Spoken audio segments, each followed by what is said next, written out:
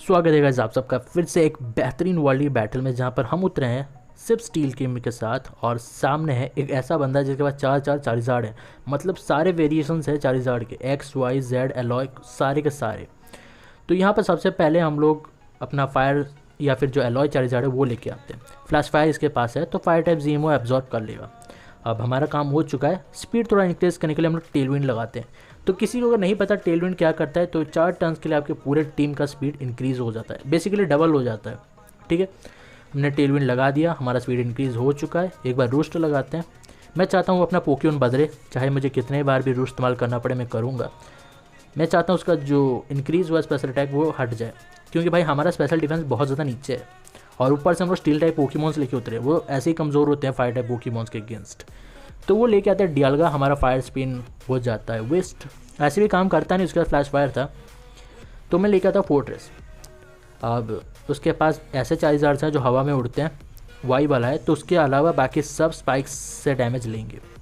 Toxic spike शायद 2 पर काम ना करे, एक डियालगा पे एक अलॉय 40,000 पर बाकी सब तो अफेक्टेड होंगे, और एक वाई पर भी काम ना करे। मेरे को नहीं पता उसका डिफॉग है या नहीं। सॉरी गाइस, मैं डिफेंस बोलने वाला था। तो डिफॉग शायद उसके पास शायद किसी भी पोकेमॉन के पास नहीं है, पर इतना मेरे को अंदाज़ा है कि सारे 40,000 पर इसके रोर है। नॉर्मली बंदा रोर से बहुत ज़्यादा तंग करता है। मैंने इससे पहले भी 1-2 बार बैटल्स किया और हर बार रोर ही रोर होता है। तो इतना ज़्यादा रोर हमने भी लगा दिया रोर। तो कॉम्बिनेशन अच्छा होता है रोर का एक्चुअली गाइज। रोर बहुत ज़्यादा तंग करता है, पर मेरे हिसाब से ड्रैगन टेल ज़्यादा बेहतर है। रोर टॉन्ट होने के बाद काम नहीं करता, उल्टा आपको डैमेज भी लेना पड़ेगा टॉन्ट होने के बाद। तो यहाँ पर ड्रैगन टेल ज़्यादा बेहतर ऑप्शन साबित होता है। आपका पोकेमॉन उससे यूज़ भी कर सकता है, डिफॉग भी यूज़ कर सकता है, टेल विंड भी यूज़ करता है, विलोविस भी यूज़ कर सकता है। उनके अलावा ये बंदा बस रोर ही डाल रहा था। सारे 40,000 पर एक जैसा रोर इस्तेमाल करना अच्छा ऑप्शन होता नहीं है।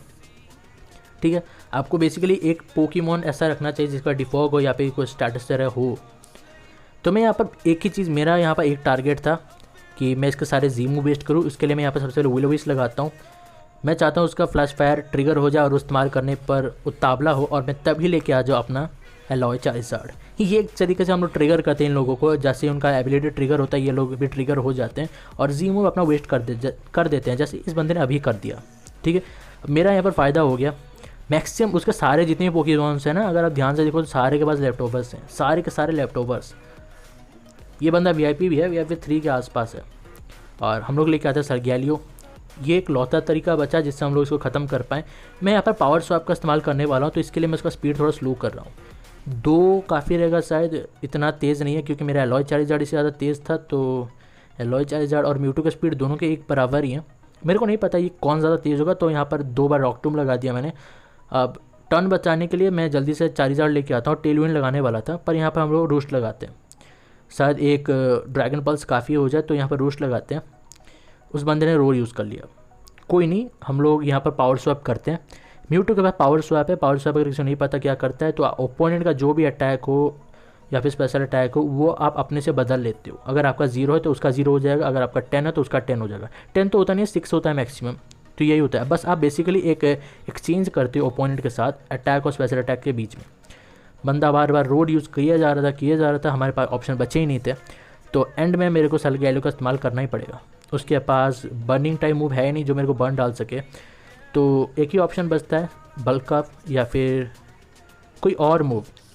मैं फिर से अलॉय 40,000 लेके आता। एक बार टेल विंड लगाते हैं। यहाँ पर टेल विंड में लगा रहा था ताकि मैं 1000 एरो देख पाऊँ। मैं पहली बार मैंने अपने जैगियार्ड को दिया है 1000 एरो, तो मैं देखना चाहता हूँ ये मेरे तरफ से कितना अच्छा काम करता है, क्योंकि हमने उसे फ्रेंडशिप वगैरह डाला नहीं है। तो मैं देखना चाहता हूँ बिना फ्रेंडशिप के क्या वो अच्छा डैमेज देगा या नहीं, क्या वो वर्थ है बनाना या नहीं। तो ये हम लोग ऐसे ही पता करते हैं, वर्ल्डिंग में ले जाके डायरेक्ट अच्छे पोकेमॉन के अगेंस्ट और बिना फाइटर्स के डाल देते हैं, मतलब बिना फ्रेंडशिप के ही। अगर वहाँ पर टिक गया तो ये भविष्य में इसका अच्छा परफॉर्मेंस रहेगा, अगर नहीं टिक पाता है तो ये बेकार रहेगा। इससे हमारा टाइम भी बच जाता है, टाइम वेस्ट नहीं होता। फोर्ट्रेस हम लेके आते हैं, तो डियालगा के अगेंस्ट ये सबसे ज़्यादा अच्छा रहेगा क्योंकि उसके बाद अर्थ पावर है। सामने आता है पालकिया, तो यहाँ पर मैं लगाता हूँ प्रोटेक्ट। सारे पालकिया यूजर्स यही करते हैं, पहले ही जी मूव लगा देते हैं, तो ये भी वही करेगा। ये रहा, ये हमें पता था ये पुराना हो चुका है, कुछ नया ट्राई करो। तो यहाँ पर हम लोग स्पाइक्स लगाते हैं, जितना ज़्यादा हो सके हो जाए। फोर्ट्रेस का यही काम है यहाँ पर। उसके पास डिफॉग है नहीं, मेरे को पता चल गया, होता तो कब का ट्राई कर चुका होता। जितने ज़्यादा स्पाइक्स उतने ज़्यादा बेहतर, उतने ज़्यादा हम लोग हमारे पास जीतने के चांसेस होंगे। प्रोटेक्ट और एक बार स्पाइक्स। बेसिकली मैं क्या करता हूँ गाइस, सबसे पहले मैं एक बार स्पाइक्स डालता हूँ, फिर एक बार टॉक्सिक स्पाइक, फिर एक बार स्पाइक, उसके बाद और एक बार स्पाइक्स हो चुका। 3 बार स्पाइक्स मेरे हिसाब से सबसे ज़्यादा होते हैं, उतना ही काफ़ी होता है। और एक बार टॉक्सिक स्पाइक, टॉक्सिक स्पाइक सिर्फ एक ही बार, उसका एक ही बार में सारा हो जाता है। स्लेथ रॉक्स भी एक ही बार, 10 बार 15 बार करके कोई फ़ायदा नहीं है। 10 बार करो जितना डैमेज देगा, एक बार करो उतना ही डैमेज देगा। अब हम लोग यहाँ पर बल्कअप करते हैं। अब सलग्यालो ही संभालेगा, क्योंकि अब इसके कोई भी पोकेमॉन ऐसा नहीं बचा जो हमें बर्न डाल सके। 3 चार्जर के जीमो हमने खा लिए हैं, तो बचा एलॉय वाला, तो वो बर्न डालता नहीं है। और अगर डाल भी देता है तो हमारे पास एक बैरी बची है जो मिरेकल बैरी होती है, तो वो एब्जॉर्ब कर लेगा, मतलब वो वहाँ से सारी चीज़ें संभाल लेगा। तो यहाँ पर बल्कअप करते हैं जितना ज़्यादा हो सके। सामने वाले पोकेमॉन के पास प्रेशर एबिलिटी है, कोई नहीं, हम फिर भी बल्कअप करते रहते हैं, जितना ज़्यादा हो सके हम लोग उतना करेंगे। अभी ठीक ठाक ही मतलब हमने बल्कअप कर लिया, फिर भी 6 तक लेके जा रहा हूँ मैं, और उसके बाद रॉक टूम वगैरह लगाएंगे, इसे ख़त्म करेंगे। यहाँ पर अब चीज़ एक नोटिस की होगी गाइस कि प्रेशर में भी बल्कअप सिंगल काउंट हो रहा है। मेरे को ये नहीं पता क्यों, पर शायद ये फाइटिंग टाइप मूव्स पर ऐसे काम नहीं करता, या फिर फाइटिंग टाइप स्टेटस मूव पर प्रेशर काम नहीं करता, हो सकता है कुछ, पर हमें पता करना पड़ेगा कभी गूगल वगैरह से। तो यहाँ पर एक अर्थक्वेक काफ़ी रहेगा, या फिर एक रॉक टूम भी काफ़ी रहेगा।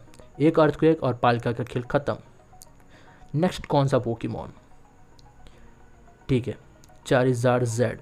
तो यहाँ पर इसके बाद रोर है, तो मैं वही इंतज़ार करता, अगर ये रोर लगाता तो प्रॉब्लम होगा। मैं जीमो वेस्ट नहीं करता हूँ, मैं सिंपल ही रॉक टूम लगाता हूँ। पर ये बंदा रोर यूज़ कर नहीं रहा था। फ़ायदा क्या है भाई सारे पोकेमॉन्स को रोर दे के, अगर उसका इस्तेमाल ही ना करना हो तो। मेरे को बहुत ज़्यादा चांसेस मिल गए यहाँ पर, ये बंदा रोर यूज़ कर नहीं रहा था, तो मेरे पास फ़ायदा ही फ़ायदा था। एक अर्थ का खेल ख़त्म। रोर का सही इस्तेमाल ये बंदा नहीं कर रहा है। सारे पोकेमॉन्स के बाद रोर है, फिर भी ये नूबड़ो की तरह परफॉर्म कर रहा है। I mean like dude use the roar, उसको इस्तेमाल करो यार, रखा क्यों है टीम में?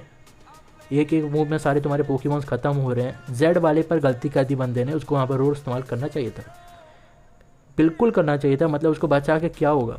अब एक बार अर्थ को एक काफ़ी रहेगा। एलॉय चार्जर बहुत ज़्यादा वीक होता है, तो मैं रिकवर करता हूँ, सॉरी मॉर्निंग सन करता हूँ। अब हम लगाते हैं एक अर्थ को एक ही काफ़ी होगा, ज़्यादा ज़रूरत हमें पड़ेगी नहीं। अर्थ को एक ख़त्म। अब पूरा का पूरा उसका टीम ख़त्म, कोई नहीं है। तो होप गाइस आपको वीडियो अच्छी लगी, और मिलते हैं आपसे नेक्स्ट वीडियो में।